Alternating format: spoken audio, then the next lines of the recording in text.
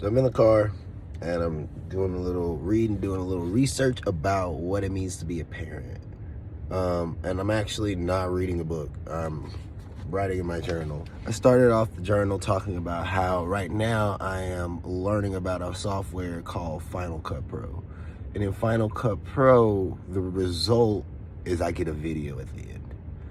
And at the end, it's not the video that I'm so excited about. It's the things that I learned inside the software to produce the video. So I continue to press out videos, so I continue to get results. But the important thing was that I looked at the process, the software, and I made this, whether it was consciously or not, I made a decision to learn the software, get better at the software. It reminds me of when I heard about freedom of excellence. And freedom of excellence, it just suggests that we don't have freedom unless we have the ability to do said activity. So I don't have the ability to create a flawless video until I have learned to create the flawless video. Flawless. Seems super basic, seems super, like, we all kind of know that. But then when I go and I look at parenting, right? I look at those cross links, those intersections, and I notice that every day with my son and my daughter, we are getting a result, right? And it's when we go out to talk to other people and they give me feedback on the kids, or it's whenever I see them interacting with each other or themselves, and I see the results. But the process is every single day, sitting in the house or going places together and not working on it, but living life. And as we live life as a parent, I've begun to start noticing, really noticing what it is that helps me to get better. So for an hour in the day, it's not all at one time, but an hour in the day, I am trying my darndest, not just to play with them, but to actively listen to their instructions in the play.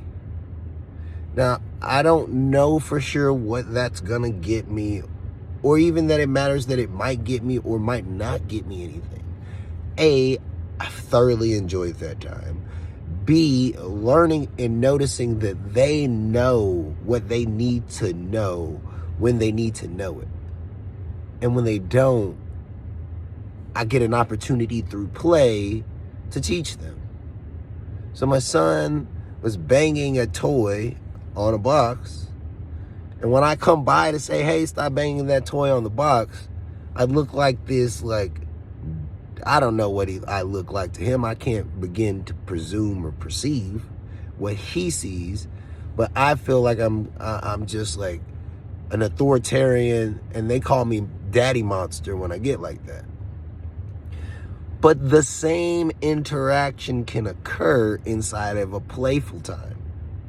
And inside of that playful time, what is happening is he's banging that same toy on the box. But because I have my little Chase, or I have my Rubble, or he has a little plush dinosaur that they like to let me play with, and I'm Dinosaur, either way, then I'm like, oh, Mr. Danny, should we be jumping so hard on things? And he'd be like, no.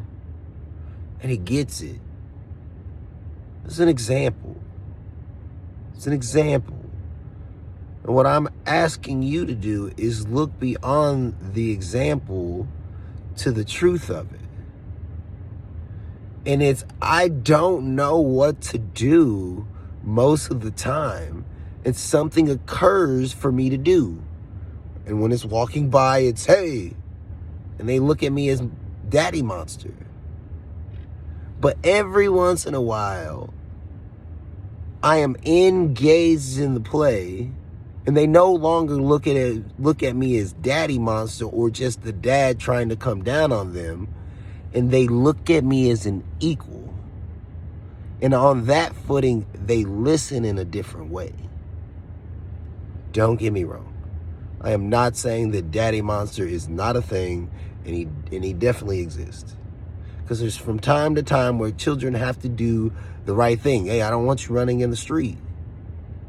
But there's something about being engaged with the play that allows not just me, which is awesome, but them to get to know themselves in the context of that parent to child relationship. This is all anecdotal. This is all anecdotal. But this is what I'm seeing in my parenting journey. And I just wanted to document it. I love you guys. Like this, share this, send it out if you find it helpful. We will talk soon.